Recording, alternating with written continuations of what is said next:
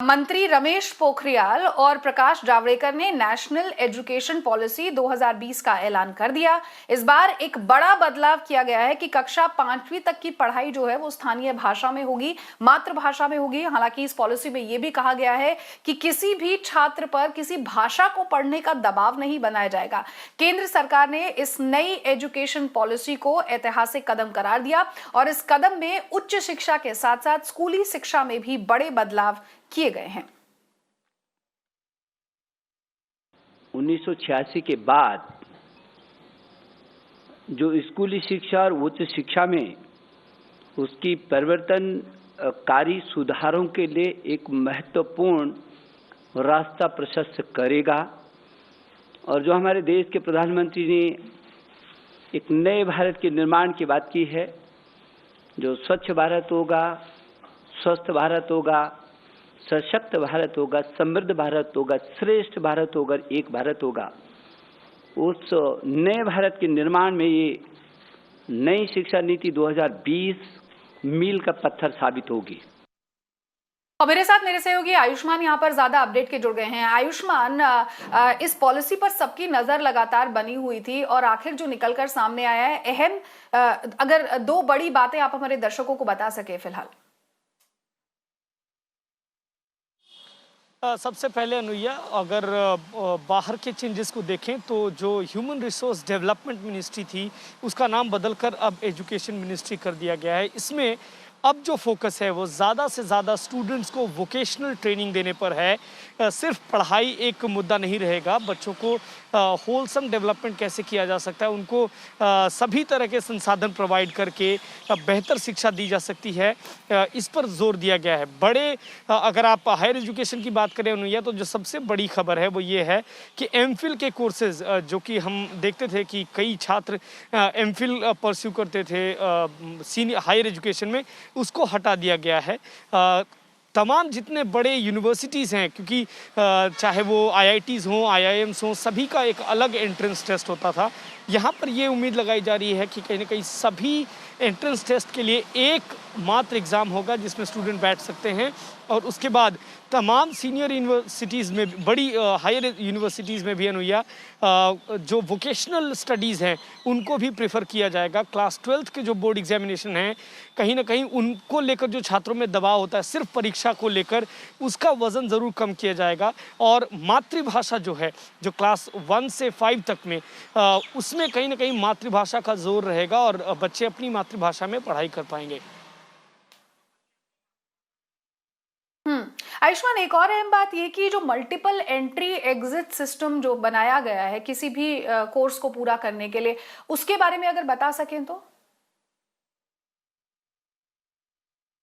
जी बिल्कुल अनुया, इसका सीधा सीधा मतलब ये है कि अगर आप पोस्ट ग्रेजुएशन के ग्रेजुएशन का अगर एग्जाम्पल लें, उदाहरण लें, तो उसमें आप ये देखेंगे कि 1 साल के भी कोर्सेज हैं, 2 साल के भी कोर्सेज हैं, 3 साल के भी कोर्सेज हैं और 4 साल के भी कोर्सेज हैं। साथ ही साथ एक क्रेडिट सिस्टम की अनाउंसमेंट की गई है, यानी कि स्टूडेंट्स जैसा परफॉर्म करेंगे उनकी क्रेडिट उसमें बढ़ती जाएगी और जब वो एग्जिट करते हैं और अगर वो वापस शुरुआत करना चाहते हैं तो उस क्रेडिट को वो वापस इस्तेमाल कर सकते हैं। और एक तरह से नेशनल डेटाबेस तैयार करने की बात कही गई है। होलसम इंक्लूजन जो स्टूडेंट्स का है, सिर्फ पढ़ाई पर न होकर तमाम जो प्रधानमंत्री और जो सरकार बात करती है कि सिर्फ पढ़ाई एक मुद्दा नहीं होना चाहिए, बल्कि स्टूडेंट्स को सभी फील्ड्स का थोड़ा एक स्किल नॉलेज होना चाहिए, उसकी बात करी गई है और उसी को लेकर इस बात को मल्टीपल एग्जिट पॉइंट को भी डिस्कस किया गया है एनईपी में अनुया। ठीक है, शुक्रिया आयुष्मान इस तमाम अपडेट को हम तक पहुंचाने के लिए।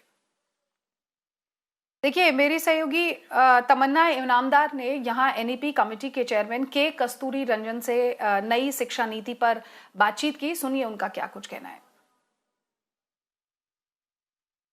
There are fairly comprehensive policy directions with respect to how the education itself is going to be restructured. You know, if you look at the early childhood care and education, obviously we have recommended a totally new structure compared to the 10+2 that was to be there. Obviously, the school education, whether it is under the private or under the government or philanthropic, whatever it is, they will ultimately adopt to this kind of a thing, because that is the kind of a thing that we need to have for our children in the education field. So there is no question of somebody following now a 10+2 education when when there is a 5+3+3+4 formula is now available, and the full reason the government has adopted that as a policy for the school education. So similarly, you have the recommendation which is regarding to the regulation, accreditation, and many other kinds of things. There are structures which are there already. That also obviously has to be followed with respect to whether it is a private or a public school. Then there are also policies which brings in the private and public schools together. These are sharing the resources and so on. Interestingly, we have tried to identify areas like school complexes where the private and public schools could come together and share resources where individually they may be suboptimal. So there are several ways you can look at the policy.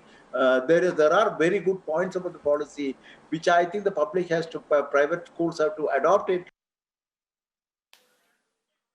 देखिए, दिल्ली के शिक्षा मंत्री मनीष सिसोदिया ने नई शिक्षा नीति पर एक ट्वीट किया जिसमें उन्होंने लिखा कि हम एनईपी का विस्तार से अध्ययन कर रहे हैं और गुरुवार यानी कि आज के दिन इस मामले में वो अपनी बात रखेंगे। नई शिक्षा नीति एक ऐसा रोड मैप होना चाहिए जो एजुकेशन को लेकर हमारी तमाम आशाओं को पूरा करे। साथ ही साथ उन्होंने ये भी कहा कि हम नई शिक्षा नीति का स्वागत करते हैं, लेकिन मैं पहले भी कह चुका हूं कि नई शिक्षा नीति एजुकेशन को लेकर हमारी चाहतों का संकलन ना होते हुए हमें क्या करना चाहिए और हम कैसे करेंगे इस पर जोर देने की जरूरत है।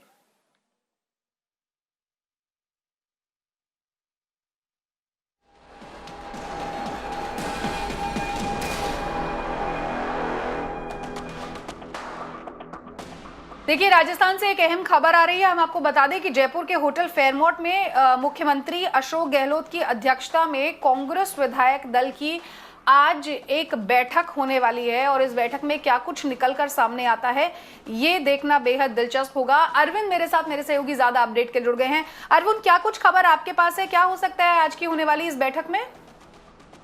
देखिए, आज होने वाली सीएलपी बैठक इस महीने में भी काफी महत्वपूर्ण है कि गवर्नर कलराज मिश्रा ने 14 अगस्त से असेंबली सेशन बुलाने की इजाजत दे दी है और इसके बाद अब होने वाली सीएलपी बैठक में अशोक गहलोत खेमा पूरी तरीके से डिस्क्वालिफिकेशन प्रोसेस का एसओपी फॉलो करना चाहेगा और इसी कारण सभी विधायकों को बाकायदा मैसेज कर ये सूचना दी गई है कि सभी कांग्रेस के विधायक और अलाइज इस सीएलपी की बैठक में शामिल हों, जिससे आगे आने वाली रणनीति पर विचार किया जा सके। अशोक गहलोत राजस्थान के चीफ मिनिस्टर का सीधा एम अब ये होगा कि अगर सचिन पायलट खेमा 14 तारीख तक वापस नहीं आता है, जैसा कि हमारे सूत्र बताते हैं कि राहुल गांधी इस पूरे मामले को देख रहे हैं और कुछ इस तरीके के डेवलपमेंट भी सामने आ रहे हैं कि सचिन पायलट को मनाने की कोशिश की जा रही है, तो सचिन पायलट वापस राजस्थान आ पाएंगे या नहीं, या उनके एमएलए का क्या भविष्य होगा, वो आने वाले समय में तय हो पाएगा। बट आज की सीएलपी बैठक इससे एक चीज जरूर साबित हो जाएगी कि किस तरीके से अशोक गहलोत अब आगे बढ़ेंगे और किस तरीके से सचिन पायलट ग्रुप के एमएलए का डिस्क्वालिफिकेशन का प्रोसेस सदन तक जाने से पहले किस तरीके की राजनीति खेली जाएगी राजस्थान में। ठीक है अरविंद, आगे भी आपसे इस बड़ी खबर पर अपडेट लेते रहेंगे। और तो फिलहाल आज एक विधायकों की बैठक यहाँ फेयरमाउंट होटल जयपुर में बुलाई गई है।